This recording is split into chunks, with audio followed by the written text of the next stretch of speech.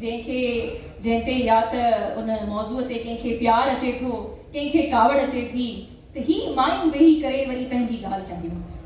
सो अॼु छो न पंहिंजी ॻाल्हि कजे, ऐं असीं ज़रूरु कंदासीं, न घबराईंदासीं इन शइ खां। सो स्टार्ट कयूं था।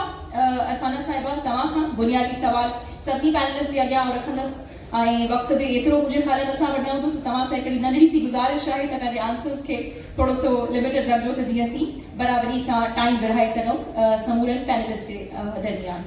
सो अरफाना साहिबा, औरत मार्च ते जॾहिं ॻाल्हि थिए थी ऐं औरत मार्च जो एजेंडा जॾहिं साम्हूं अचे थो, त हिकिड़ी अफ़रा तफ़री वारी लहर जेको आहे न असांखे फ़ौरन सां नज़र अचे। जब औरत मार्च की बात होती है तो एक अफ़रा तफ़री वाली सिचुएशन हमें नजर आने लगती है। ये अब औरत मार्च का चलो आ गया 8 मार्च, अब ये सारी औरतें निकलेंगी, बात करेंगी अपने हुकूक की।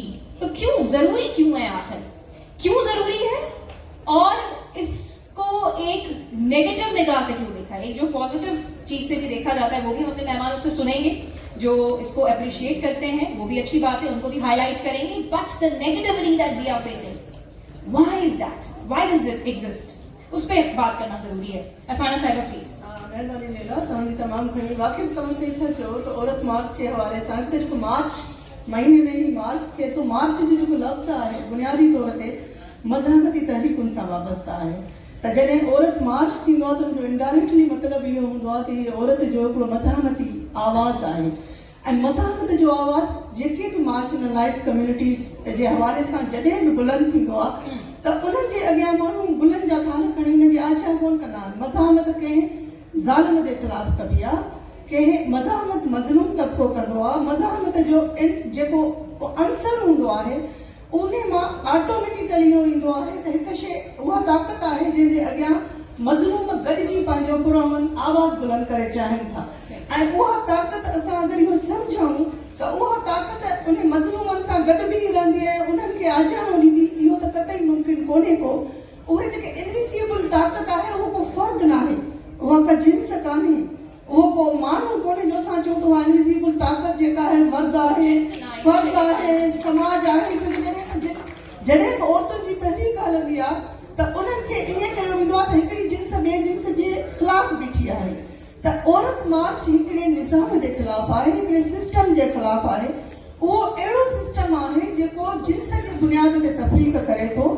जिन्स जे बुनियाद ते हिकिड़ी मुआशरे जे अधु जेका पॉपुलेशन आहे उन सां उन जा रवैया जेके बराबरीअ वारा न आहिनि, उन्हनि खे बराबरि जो इंसान नथो सम्झो वञे। हिते थोरी देरि पहिरियों ई ट्रांसजेंडर्स ते जेको पैनल हलियो उन में बि इहा ई ॻाल्हि थी रही त हीअ जेको ख़राबी आहे कंहिं फ़र्द में कोन्हे का, कंहिं मर्द में कान्हे का, ख़राबी निज़ाम में आहे। ऐं उन निज़ाम जे अंदरि जेका अणबराबरी आहे, जेका तफ़रीक आहे, जेको इस्तिसाल आहे, सिर्फ़ु उहो तबिको ई महसूसु करे सघे थो जेको उन मां गुज़रे थो, उन जिन्स जे सान्हे में मौजूदु थिए थो।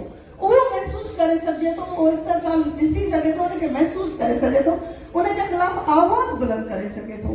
त मार्च जी जेको इहो इनडायरेक्ट अचे थो उनखे मिस इंटरप्रिटेशन कयो वेंदो आहे। हमेशह औरतुनि जे तहरीकुनि खे ईअं ई पोर्ट्रे कयो वेंदो आहे त ही तहरीकूं कंहिंजे ख़िलाफ़ आहिनि। इहो न ॾिठो वेंदो आहे त ही जेको आवाज़ आहे इहो मुआशरे जो हिकिड़ो जेको उन में ख़राबियूं आहिनि, जेका अणबराबरी आहे। दुनिया जो को बि निज़ाम अणबराबरी जे बुनियाद ते बीहंदो आहे त उहो न अॻियां वधी सघंदो, न तरक़ी करे सघंदो, न ई उहो मुआशरो हिकिड़ो सिहतमंद मुआशरो चवराईंदो आहे। त ही जेके तहरीकूं आहिनि हिकिड़े अहिड़े समाज जो ख्वाब उड़नि थियूं, अहिड़े समाज जो ख्वाब ॾिसनि थियूं, अहिड़े समाज जे लाइ जिदोजहद जूं तहरीकूं आहिनि जंहिंमें इहा तफ़रीक न हुजे, अणबराबरी न हुजे,